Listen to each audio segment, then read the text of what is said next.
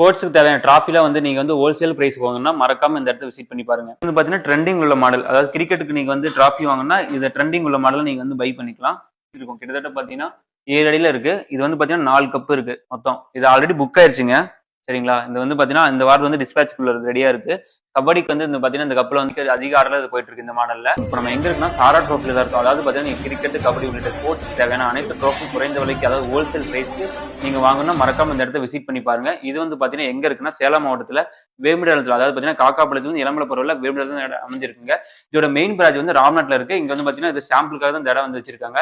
நீங்க வந்து இந்த சேலம், தருமபுரி, கிருஷ்ணகிரி, ஈரோடு, நாமக்கல்லாம் இருந்தீங்கன்னா கண்டிப்பா வந்து இங்க விசிட் பண்ணி பாருங்க.